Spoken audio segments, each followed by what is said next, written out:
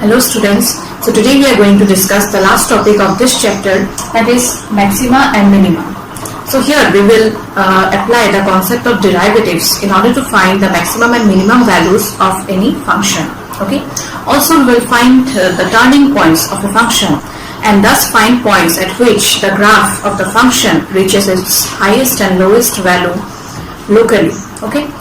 Also we will find absolute maximum and absolute minimum of a function which is required to solve any problem that arises in our day-to-day life. Okay.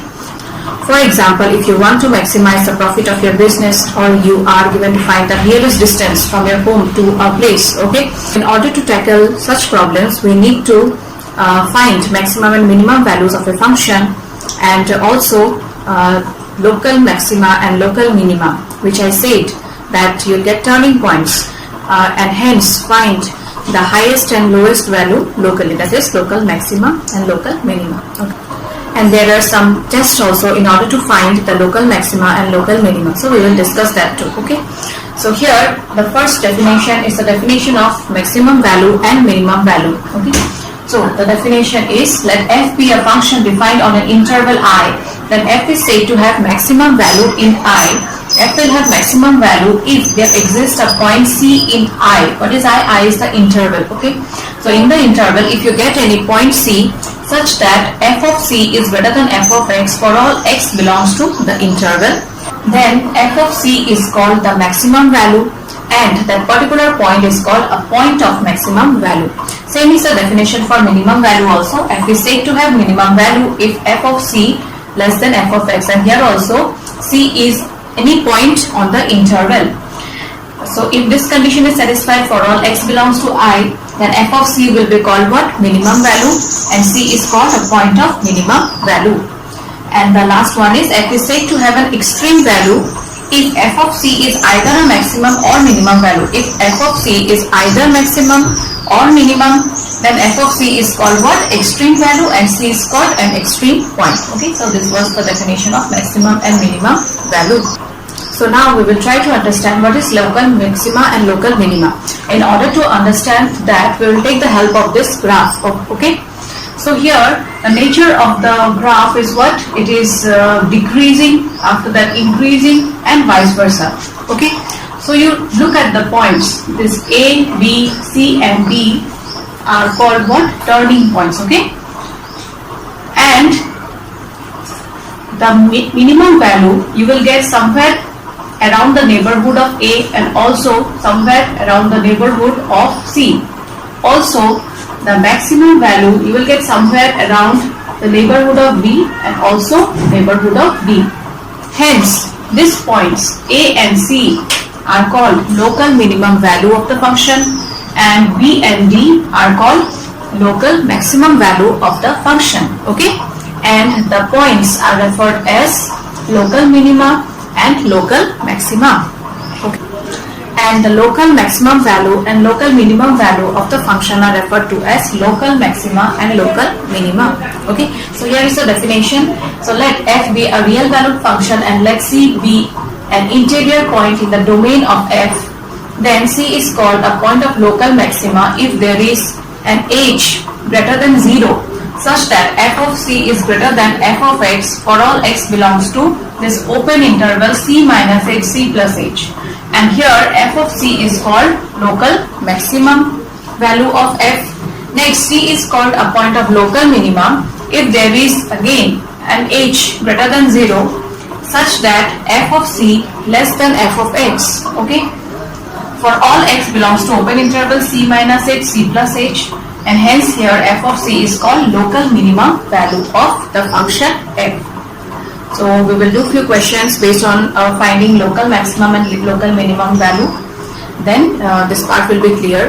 Also there are some tests in order to find the points of local maxima and local minima. So we will discuss that now.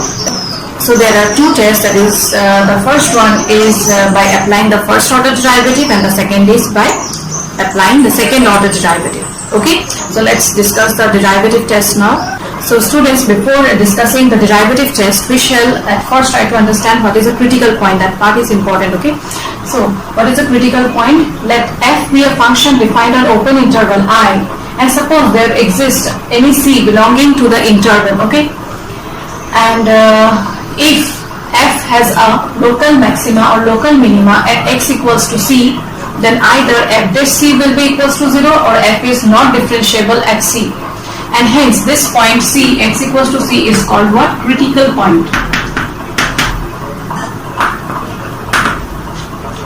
Okay, so what is critical point? If f has a local maxima or local minima at x equals to C, where if f dash C is equals to 0 and f is not differentiable at C, then that point, particular point C, is called what? Critical point. Okay, now the next is the first derivative test.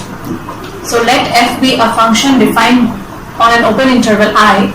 Let f be continuous on a critical point C in I. Then if f dash x is greater than 0 at every point closely left of C. So C is any point on the open interval I, right? So you will take any point closely left of C and check whether f dash x is greater than 0 or not. And also f dash x less than 0 at every point to closely right of C, then that particular point C will be called what? Local maxima.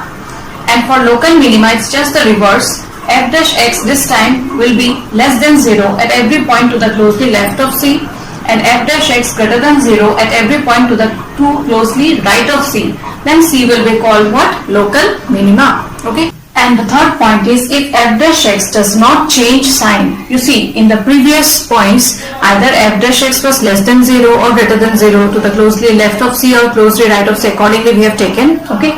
But if f dash x doesn't change any sign, that is, fx increases through C, then C is neither a point of local maxima nor a point of local minima. Okay, so if f dash x does not change any sign, then you will write that C is neither a point of local maxima nor a point of local minima, and such a point is called point of inflection. Okay, you will get questions of such kind also in the exercise. Now comes the second derivative test. So what is that? That f be a function defined on an interval I and C be any point belonging to the interval. Okay, let f be twice differentiable at C, that means f double dash x you will find. Then x equals to C is the point of local maxima if f dash C is equals to 0 and f double dash C is less than 0. Okay, and this point and f of C will be called what? Local maximum value of f. Similarly, if x equals to C is a point of local minima if f dash C will be equals to 0, but this time f double dash C will be greater than 0. Okay, and hence f of C will be called what? Local minimum value of f. And the test will fail if f dash C is equals to 0 and also f double dash C is also equals to 0. Okay, so these things you have to keep in mind while doing the sums. It will be easier for you to understand. Okay, and the last topic regarding maxima and minima is finding maximum and minimum values of a function in closed interval. Okay, you might have noticed till now whichever functions we have taken, the intervals were open intervals. So let's discuss that first. So we'll try to understand this with the help of a function defined in an open interval. Okay, so let f of x is equals to x plus 2 defined in an open interval 0, 1. Okay, then this function f of x equals to x plus 2 will neither have a maximum value nor minimum value. Also, it will not have local maximum value and local minimum value. You can check, we cannot find the maximum value and minimum value. Okay, but in case of this open interval, if I extend the domain and write it as closed interval 0, 1, then what happens? You see, at x equals to 0, at x equals to 0, f of 0 will be equals to 2, and at x equals to 1, f of 1 will be equals to how much? 3.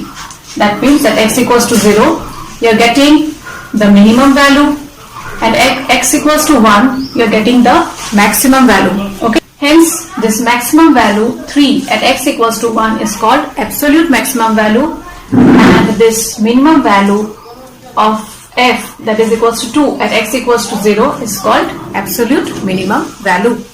Okay, and here two theorems are written based on this. So let f be a continuous function on an interval I equals to closed interval AB.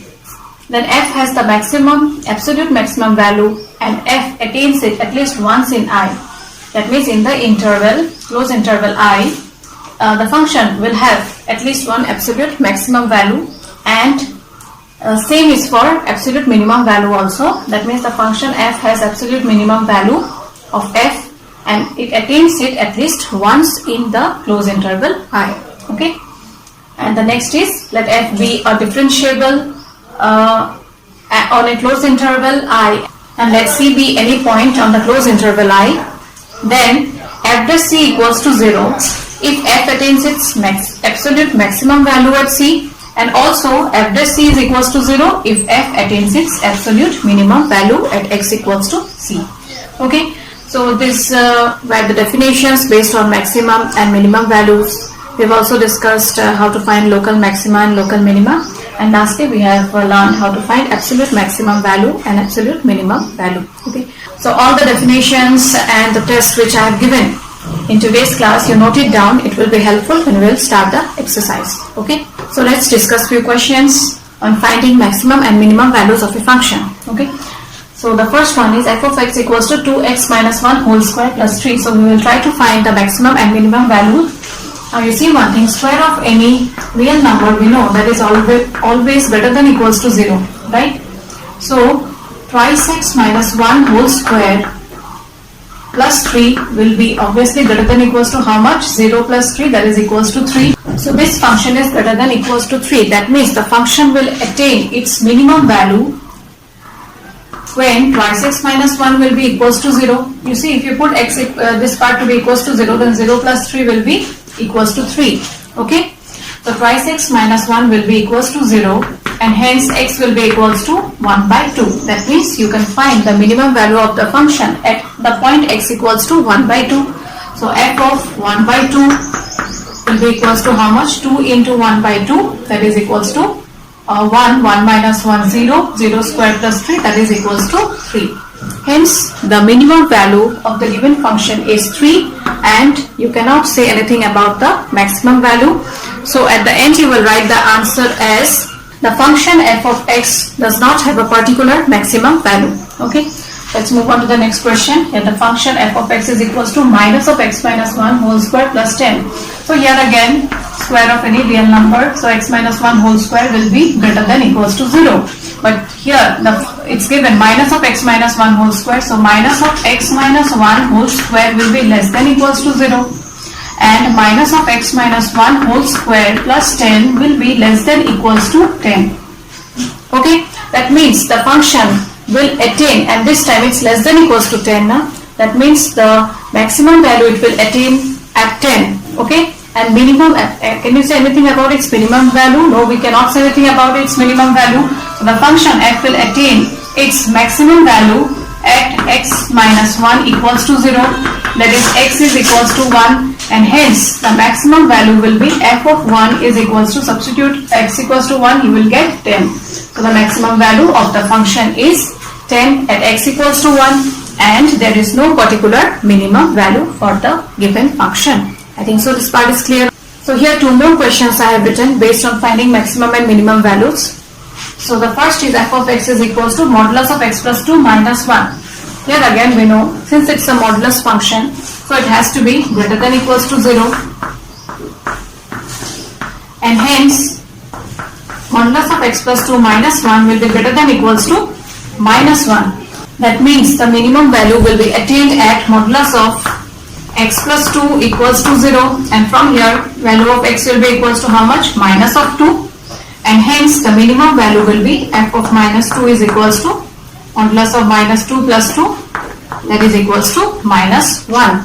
Okay, so this is the minimum value, and here again you cannot say anything about the maximum value. So for this question you will write that the function fx has no maximum value.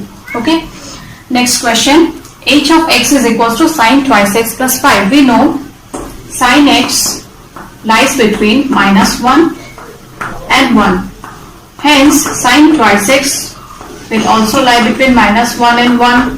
So you add 5 throughout. So minus 1 plus 5 less than equals to sine twice x plus 5 less than equals to 1 plus 5, and here you'll get 4 less than equals to sine twice x plus 5 less than equals to 6.